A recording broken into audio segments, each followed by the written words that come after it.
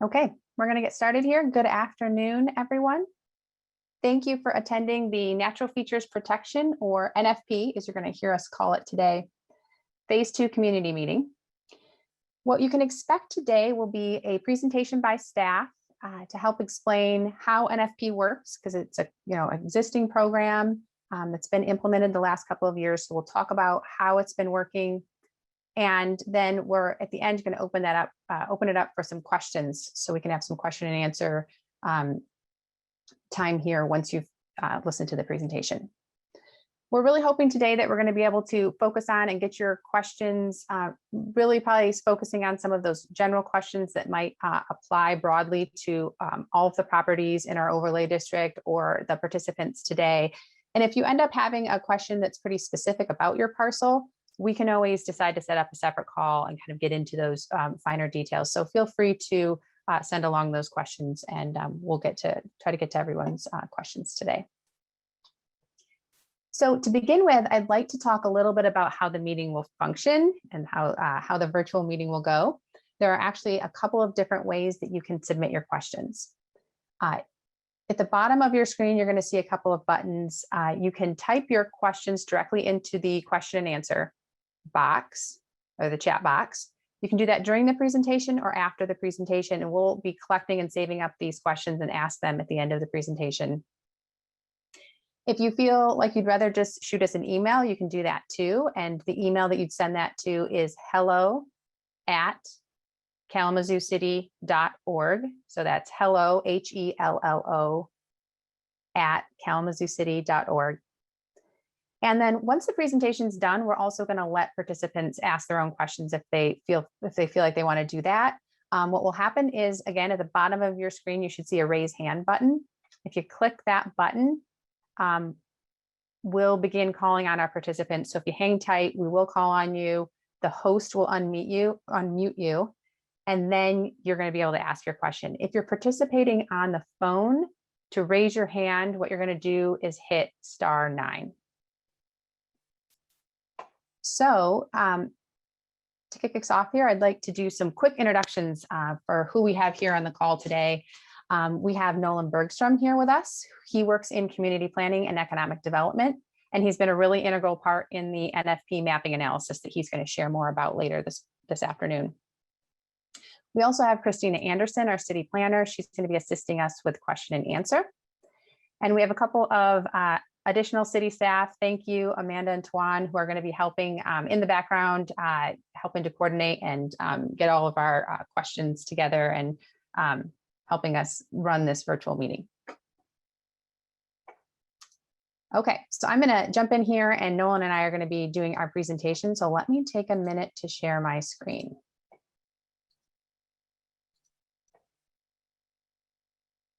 You should be able to see my slides here. Okay. So kind of background on the Natural Features Protection Overlay District. It first showed up in the future land use map in the Kalamazoo Master Plan in 2017. And in 2019, the City Commission adopted NFP rules that are now part of our city's existing zoning code. So NFP has been implemented by staff and a new NFP review board for the past 2 years. And the purpose has really been to conserve some of the important natural features like rivers, lakes, and wetlands, steep wooded slopes or slopes that are really close to some of those water features, woodland areas throughout the city, and some of our natural areas, and sort of protect those and buffer against the development that happens in our city and all across the city. It's important to point out that NFP does not stop development. It really serves to create a balance between new development and the natural features that exist there.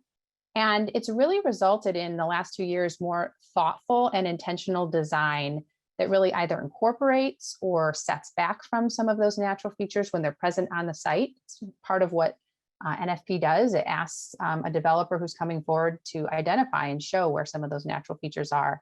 And then to the extent possible, while still allowing for the zoned use of that property, to set up some protections for those features. So I want to talk a bit about how the rules work. And there's an important distinction here. Regardless of the overlay district, all redevelopment, home improvement type projects can either they split into two paths or they fall into two buckets. And throughout the NFP code, you're going to see some difference in those rules depending on what bucket your project falls into. So at the city, we have site plan review that's required for projects that are a bit bigger in scope, especially those that are on a commercial property or a multifamily development or a manufacturing type development. And those require, again, that site plan review throughout the city or through the city. If you're a single family or duplex type project, building a single family home or making an addition or change to that property, you don't have to go through site plan review at the city right now. You go directly to community planning department and you seek your permit. And I'm going to talk a little bit more about that process in a minute. But these are kind of the split between how the rules apply. So if you're, again, that's that single family duplex type property, you're doing a project, there will be a setback from water bodies and wetlands. So, your project would have to, couldn't be within, 15 to 25 feet of a river or a lake. There's also some protected trees in the ordinance, very large trees and then certain species of trees. And those can be taken down by right for a couple of reasons. If the tree is, substantially diseased or dying or is already dead and it needs to come down, it can come down, no permit, no special permission allowed or required. You can also take down a tree if it's sort of threatening a existing structure or infrastructure. If it's too close to that, that structure or building, you can take that tree down. And if it blocks your, getting into or out of a property, and if any utility work needs to be done, trimming or taking it down because of utility work, all of those sorts of things are permitted. And if you take a tree down for those reasons, you're not required to replace that tree. There's also some woodlands protections. So if you had a site that's over a half acre and it's fully wooded or partially wooded, you can do clearing, but there's some limits on how much clearing you can do. If you have, a fully wooded site, you can clear up to 75% of it, but that some of those woodlands would remain. And there's some rules around that where we're hoping to keep that woodland, maybe at the edges of the property to serve as a buffer to the next property or the next use. Slopes are also protected in NFP, and those are, again, with some setbacks, so that if you have, it's a steep slope, it's over 20% grade, and it's wooded or it's very close to water, those are considered protected. And then there are some setbacks and rules around what can be done on those slopes. Particularly, we're concerned with a lot of clearing of trees that might destabilize or cause that slope to start eroding. But there are lots of things that are allowed in the slope that you might do on a residential property, like put up some fencing. That's one of those exceptions that you're allowed to do on the slope. And then one of the last things that might come into play for a property like single family or duplex are some prohibited planting. There's a prohibited planting list. So that's some of these problematic invasives that we're trying to avoid in the city, and those are listed in the ordinance as well. If you're a project that falls into that second bucket, that site plan review requirement, all of those no site plan rules apply that I just talked about. But then there's also some more standards that come into effect if you are required to go through site plan review. And those are some stormwater standards. So throughout the city, regardless of the overlay district, projects that go through site plan review have some requirements on how they treat and deal with their stormwater on their site. That is not the case with residential properties. They're not responsible for stormwater that's running off their property. Site plan review also has some more native landscaping standards, some landscaping that has to be put on the site, and some of that required to be native. There's also some limits to the different types of materials, of hazardous materials that can be used near water. Projects that go through site plan review also have a rare species search that they do through the Michigan Natural Features Inventory. And then there can, in certain cases, be bonding required if it's a project that has a scope and a scale that might threaten some natural features. And that'd be similar to the bonding that might be required for a demolition project. So let me talk a little bit about how the process works, right? So if you are, and this is sort of how the development process works across the city, and then I'll talk about how, if you're in the NFP overlay district, what extra requirements might be in place.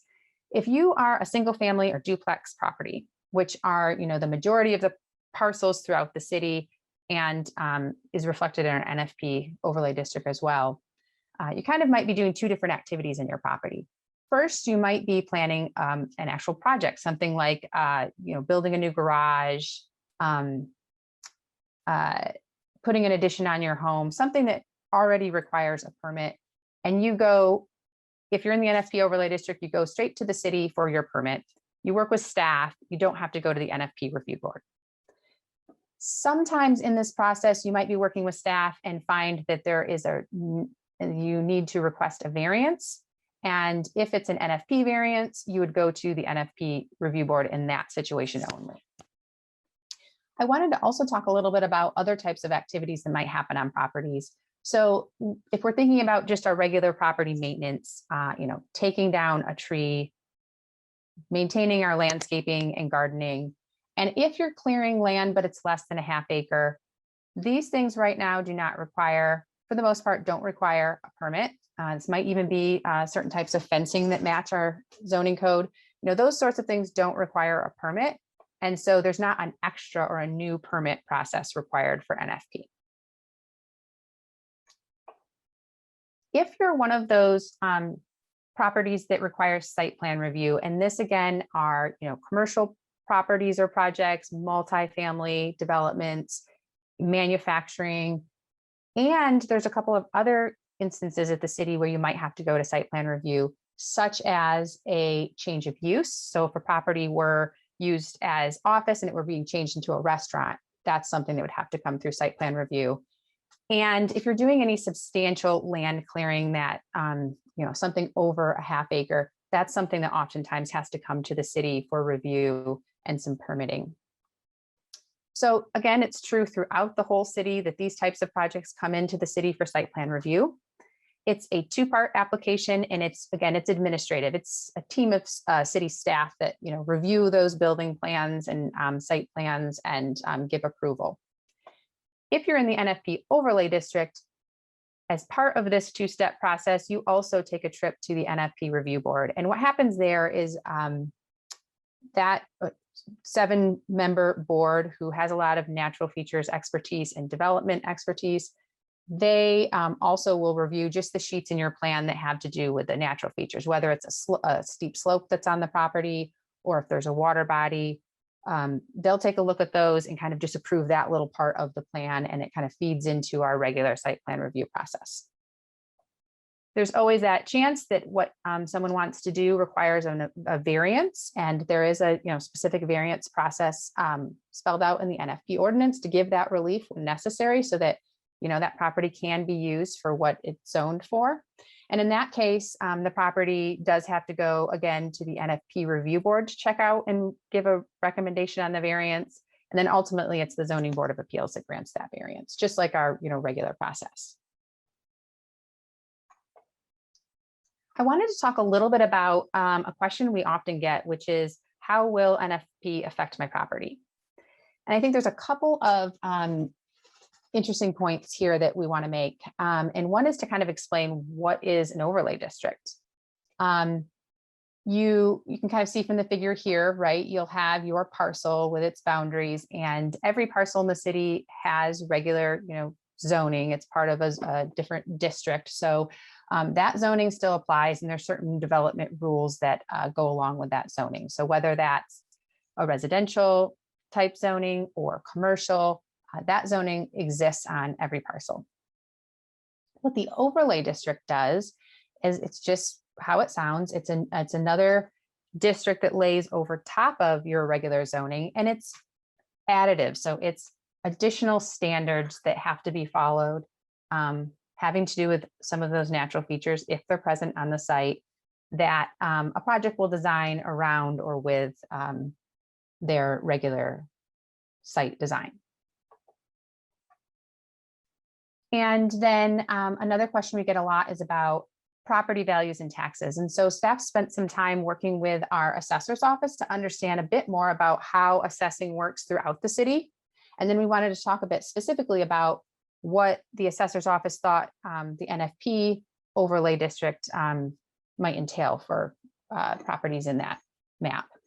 And like a lot of our overlay districts at the city, we have historic districts, we have a wellhead protection overlay district, we have some river, some overlay standards around the Kalamazoo River. And overall, what the assessor's office is letting us know is that there are so many very site-specific criteria and factors that go into determining a parcel's taxable value, that it's very hard to connect those changes, whether positive or negative or no change. It's very hard to connect that to or isolate it to one condition or characteristic on that property.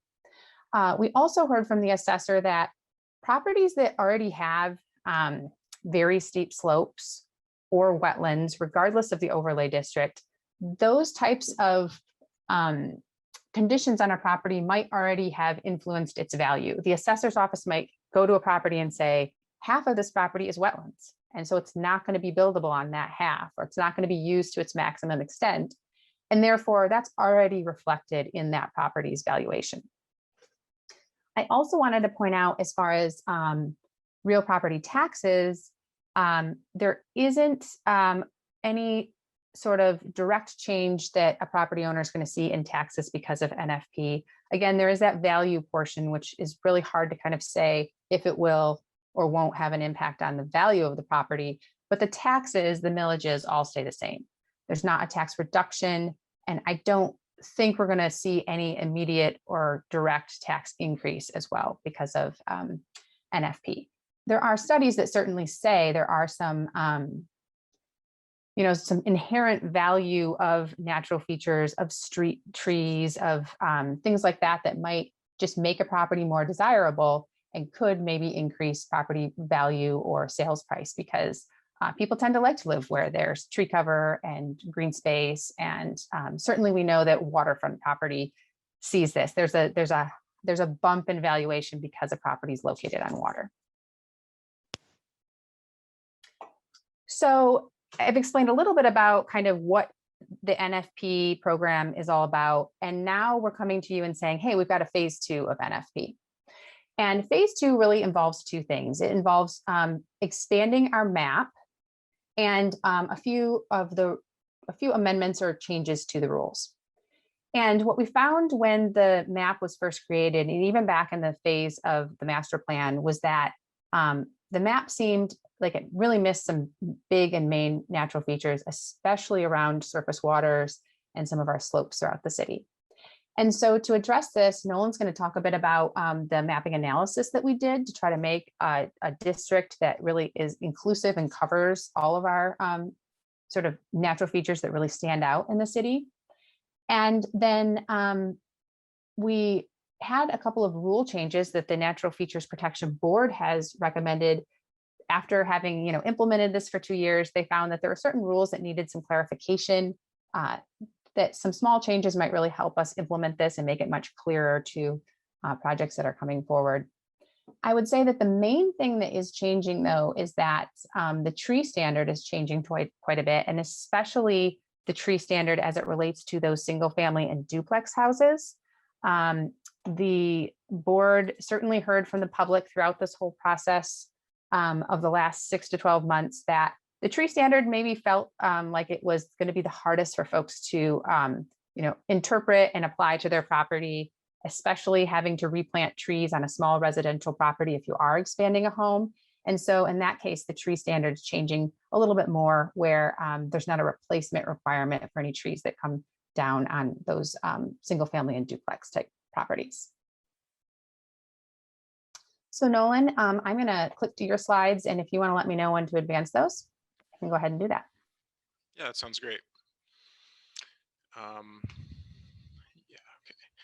So, yeah, my name's Nolan Bergstrom. I started working with the department as a graduate student intern in the fall of 2019. And basically, it's just like Jamie was saying, the department was taking another look at the phase one map and noticed the gaps in the map.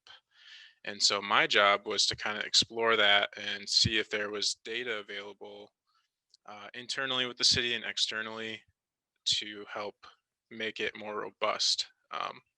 And so that's what I did. For phase two, just to outline some of those external data sources. When we're discussing a slope analysis, the best and probably most well vetted data source in the US is the United States Geological Survey. They have data that's updated consistently. The first part of phase two, we used uh, digital elevation model from them, and later that was updated with a newer digital elevation model to make the slope analysis more robust and to identify those 20% or greater slope grades in the city. For hydrology, the National Wetlands Inventory through the U.S. Fish and Wildlife Service was a widely available data source. It was especially useful because they had wetlands as a part of their mapping. They also had ponds and things that the state data wasn't picking up, which was important in identifying some of those smaller scale wetland areas or ponds or just standing water in the city that might play an important role for making the map better. And then the National Agricultural Imaging Program through the USDA is really amazing as well. We could get very high resolution aerial imagery through them, which proved really useful when combining all these data sources. And then internally, the city's GIS database provided boundaries, roadways, and it was a pretty inclusive process. Not only did the planning department work with the NFP review board, but also with IT and the GIS administrator, the communications team. It's really been uh, a great process to see how the city's resources compiled together can create this really amazing product. Just to take a look at some of the major analysis that was done. So the slope analysis was probably the biggest challenge, and that was refined as time went on. And this is just a screenshot of the actual digital elevation model in a thumbnail sort of view. Um, but it was important to utilize the best available data possible for that analysis specifically. And I think this DEM was originally published in 2017, but the USGS is consistently updating that. So next slide, please. Then we come to one of the newer aspects of phase two that was meant to be both a reference resource for staff, but also useful for residents. We decided to code each parcel based on primary, secondary, and tertiary selecting natural features. So the idea was, okay, what's the primary feature for this parcel? What's the secondary, or is there a tertiary? So not every parcel has all three. Some only have one, but it was a way to code the map so that we can symbolize a map in a way to identify pockets of natural features. We utilized a criteria um, that was kind of iterative. It kind of evolved as we went along here, but those are the criteria listed there: adjacent to preserves, adjacent to hydrology, hydrology. And the difference between adjacent to and just hydrology is hydrology meaning it's on the site, adjacent to hydrology meaning it's adjacent to either the river, wetland, pond, that sort of thing. Slope, that's the greater than 20% grade of slope. Woodland was one that it coincides with other criteria and community feedback. So there's been a pretty robust engagement period for phase 2, and we identified that as a necessary criteria to help improve the coding of the map. So how does this translate into practice? Well, I wanted to illustrate this with Kleinstock Preserve. So that's seen in green here. And this is all viewable on the web map as well through the Imagine Kalamazoo website. All the coding is available to view. But so the green is a parcel that was included in phase 1. And as you saw in the previous slide, one of the criteria was adjacent to preserves. So Kleinstock is a preserve that's very important to a lot of people in the city. And so the parcels all around it, you know, would be included. One of the primary characteristics, selecting features that is, would be adjacent to preserve. And then from the slope analysis, we also discovered that Kleinstock is fairly sloped. And for those of you who've walked around in there, that is pretty evident. So there are a few parcels. I highlight this one on the north edge of Kleinstock, but it's adjacent to the preserve. Has slope and it's wooded. So those would, in this case, this parcel has 3 features. Some actually had more than 3, but we stuck with 3 because it just made more sense.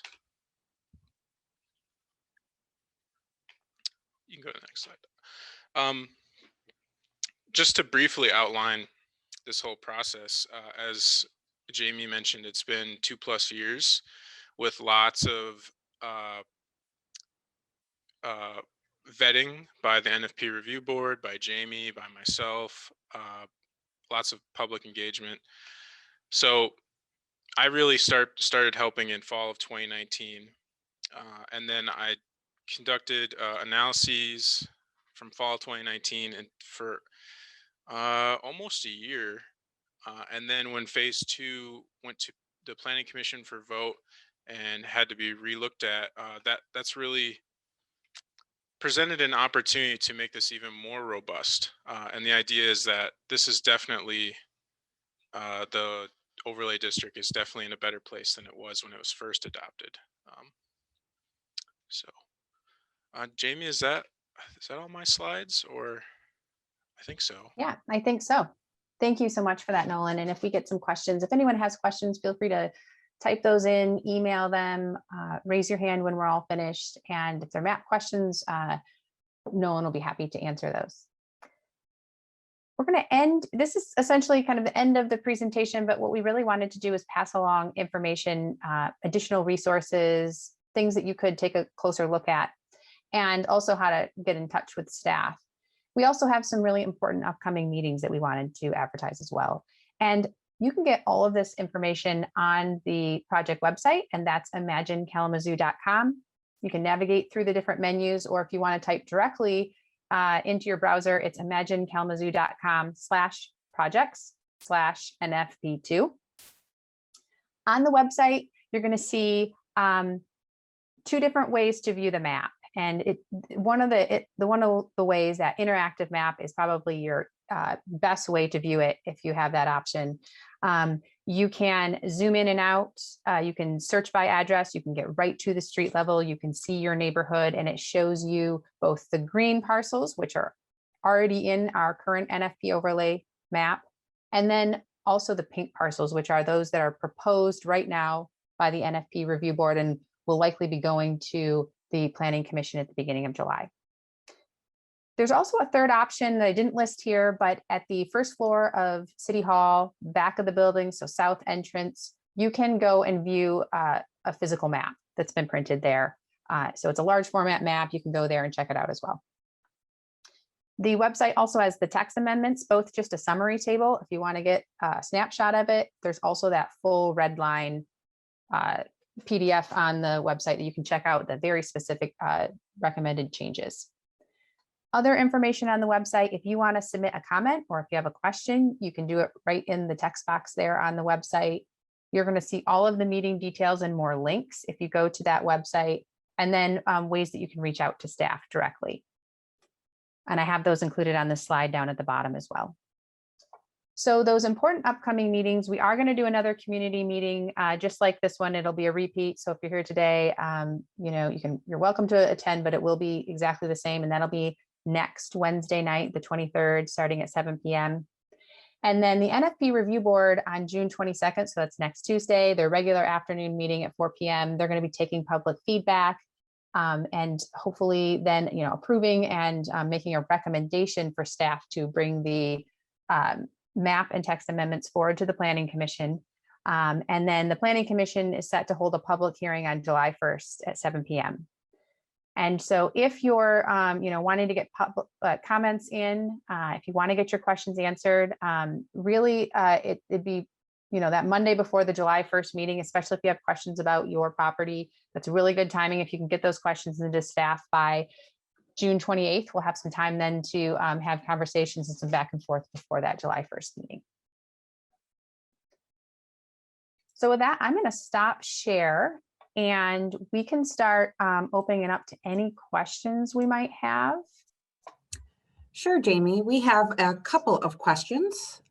First, if a property owner is not included in phase 2 and is not in phase 1 and wants to have NFP mapped on their property or believe that they have a feature that exists on their property that should be mapped in the future, what do they do? And what can they do for this immediate process, and what can they do in the future? Yeah, so right now, because of the way the state law is written, the city has been sending out those notice letters to all those property owners and residents of properties that are in the pink in the proposed area. And because of that, we can't necessarily keep adding properties in because they wouldn't have received that notice. And so for this phase 2, we aren't going to be adding any more parcels to it. But I would suggest people, reach out to staff. I'd love to have conversations with the folks to learn about, what is it on their property that's important to them. And I think all of that could really feed into any future updates that might happen with the overlay district. Okay, thank you. So I am going to, we have one of our attendees who have raised their hands, and so hopefully I do this correctly. And so Jesse, you'll be able to speak as soon as I hit this button, I hope. Jesse, are you there for your question? Hello, can you hear me? We can. Yep. Hi, thank you. I just had a question. I'm representing Comerica Bank on Whites Road there, 2025 Whites Road, and we're not in the green or the pink as far as I can see. So, but we did receive a notice. So how does this affect if we're not in the green or the pink? How does it affect us? Yeah, great question, Jesse. We get this often. So you got a letter, like you said, because a property within 300 feet of a property that you own is going to be rezoned. And that is a function of state law that the city has to put folks around a property that's being rezoned on notice. If you want to kind of check out which properties those are, if you go to the NFP map and search your address, you'll be able to see what pink is around you.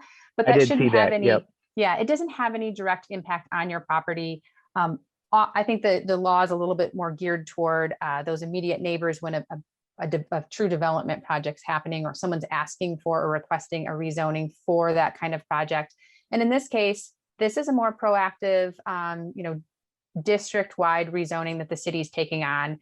And in most cases, it doesn't mean any specific, we haven't got an application for a project or anything like that. This will just be applying those additional rules if in the future at some time development were to occur. Okay, thank you. Perfect. Thanks, Jesse. Okay, Jesse, thank you for asking that question. That we received a couple of those with this, a similar type of question. So Here's a question for you. What are the rules if I in near a water feature and I want to be able to put a boardwalk or a path on my property adjacent to that feature and I'm mapped with NFP? Yeah, so there are some provisions or an allowance within the code as it stands where you can do some of that work near a water body. And for, I think, a boardwalk or a gravel path, or even if someone putting in some sand for a beach area, those would be considered semi-pervious. They're not hardened, impervious surfaces, and those are allowed on up to 20% of your waterfront. I will mention that these are sort of city rules, and you should always consult the state of Michigan for any permitting or rules that apply by state law. But for the NFP, you have the ability to use up to 20% of that shoreline for a path or a dock or something like that. Thanks, Jamie. Okay, our next question is, what if I think that there's an error on the map as it relates to my property, specifically that I am listed as being in when I don't believe there to be a feature on my property? Yeah, I think Nolan did a great job of describing the different data sources that were used in the mapping analysis. And we certainly know that, none of those are probably completely perfect. And so if you find that, I would say, go to that map and it'll tell you about those natural features that were found on your property. And if you don't think any of those are on your property, or if you have some information to share, if you'd reach out to staff and do that by June 28th, we can make recommendations or changes. We can check that out. We're offering zoning reviews, so we can take your property, pull up some of our data sources and maps and show that to you. And then we can kind of talk about how to ground truth that and whether those things really exist. And we can make changes to the map up until that public hearing. And again, doing that a couple of days before that public hearing will help us have enough time to kind of sort through that and look at that and change anything that needs to be changed. Thanks, Jamie. And the next question relates to what you just talked about, public hearing. What is the official approval process? You've mentioned it goes to Plan Commission. Is that it? Are there additional reviews or approvals that happen after that? How does this actually take effect? Yeah, because this is the zoning code, we're following, the state zoning rules, and the body that gets to first review this and hold that public hearing to kind of kick off any changes is the Planning Commission. And the plan here is that July 1st, we'd hold that public hearing. That's sort of step one. And if the Planning Commission, approves and recommends these changes, then it has to go to the City Commission. And it actually shows up on 2 City Commission meetings before that second meeting where the City Commission would vote to decide to approve the zoning code. And then I think it's a 10-day period after that approval that changes would officially go into effect. Thanks, Jamie. So I have 2 remaining questions unless additional come in. The first is, could you clarify again kind of the main differences between phase 1 and phase 2? I know you touched on them with the slides, but if you could just kind of clarify the top ones. Yes. So phase 1 is what happened in 2019 when the NFP rules were formally adopted. It was the first time they were added to the existing zoning code. And we, at that time, staff used a map that was in the master plan. It was marked on our future land use map. And that was largely, that overlay district was created with a lot of public feedback through the Imagine Kalamazoo process. And that's that map that many folks from the public, certain neighborhood associations came forward and said, we feel like the map just, doesn't cover it all. It's a bit incomplete. And we really like city staff and, the city to take a look at that and change that. And so what happened was, to get everything passed in 2019, we really dug into those standards, and that was phase 1. And then we said, we'll come back and do a phase 2, give us a little bit more time to do this mapping analysis, and we'll present to you a new map that we feel like covers those areas a bit better. And that's what this phase 2 is all about. Because we had a little bit of time to do that analysis, We also asked the NFP review board to look at those standards that had been in place for the last 2 years and recommend any changes they feel like would help improve those now that they've actually been, reviewing projects, both residential and commercial. They've done a couple of variance requests which have gone through, but what changes do they think would make the rules more streamlined and easier to apply, and also kind of get to the spirit of why NFP was created? And so they are recommending a few of those changes as well. Okay, thanks, Jamie. Could you talk about the outreach or engagement activities that you have done in addition to this meeting? So looking back and as well as looking between now and the Plan Commission? Yes. So I think Nolan's slide did a really good job of kind of talking about what activities have been happening over the last couple of years. And phase 2, while city staff working over the last year to 18 months has done a lot on the mapping analysis side, really the public engagement started at the very end of last summer, beginning of fall. And we kicked that off by advertising through all of our city's media and website channels. And we also published both last fall and this spring, we published information about NFP in our View from the Curb mailing that's very popular. It goes out to all the city residents. In the fall of last year, we kicked off a community-wide survey, and we had an interactive map where we asked folks, check out this proposed NFP phase 2 map. Can you put pins, drop us information notes all about where we may have missed, what natural features just didn't show through in our data, or areas that seemed incorrect. And so we took almost 200 pins and comments and sort of revised and reworked the map, got it back out to the public, back out to our neighborhoods, and started taking public comment last fall up to November, when this was on the Planning Commission's agenda. They didn't pass it at that time and put it back to city staff and the NFP review board to take a closer look at some of the concerns residents had. And then since that time, the NFP review board has talked about it at a lot of their meetings. They officially relaunched this new map for public feedback at the end of May in their meeting. We've put it out for and sent those official notice letters, but we've also been advertising it through our neighborhood associations. We've attended several neighborhood association meetings, and we've had all of our resources online.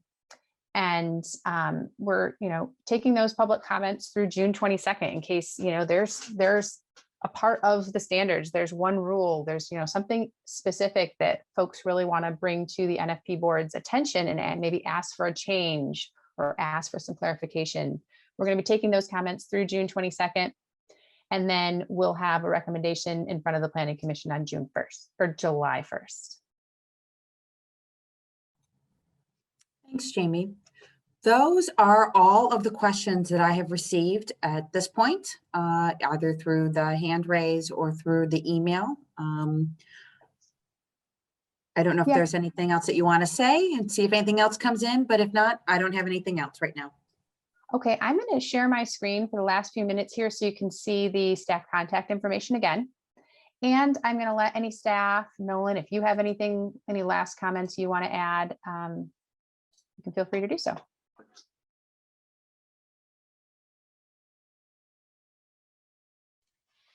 Again, reaching out to staff. There's a phone number there. You can call. That will get to my line. There's also our main email address there for questions. Those will come to staff as well. And again, I encourage you to check out that map. If you want to get a zoning review for your property, all you got to do is shoot us an email or give us a phone call. We can pull up your property and sort of look at it very specifically for these natural features, and then schedule a time to talk about that.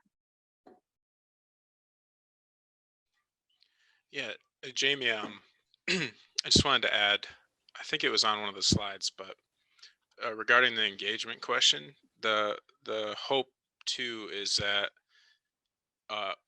like if phase 2 moves forward and if there's a phase 3 in the future, or the next steps would be to, I think, approach it in a citizen science sort of light, to engage the community more than we were able to during the mapping analysis phase, and looking at the text amendments again. So the hope is in the future to do a lot more community engagement, I think, and get more viewpoints included in the conversation. So just wanted to point that out. And Nolan, you bring up, I'll kind of close with a sort of forward-looking comment, and you brought up the idea of NFP Phase 3, and the board has definitely recognized that, you know, we're not protecting or saving, or certainly not restoring any of our natural features just through a zoning code alone. And so Phase 3 are some, you know, set of projects that the board is really interested in working on, and city staff to think about ways that we can, yeah, you know, use the interests of the community to try to, you know, protect or outline or, you know, help build stewardship for natural features. We know some neighborhoods just don't have as many natural features that are covered under this overlay district. And in those areas, we need to spend time, you know, prioritizing tree planting, especially at the city where we're trying new initiatives to plant more street trees.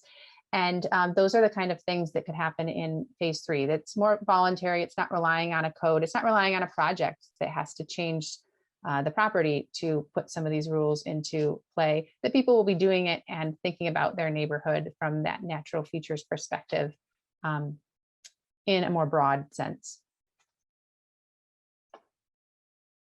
So that's all we have for this afternoon. The presentation today will be recorded and posted on the NFP2 website. And again, we'll have another one next evening. If you know of neighbors or friends, folks who are interested who didn't get to participate this afternoon, they can join us on the 23rd at 7 p.m. Thanks everyone for participating.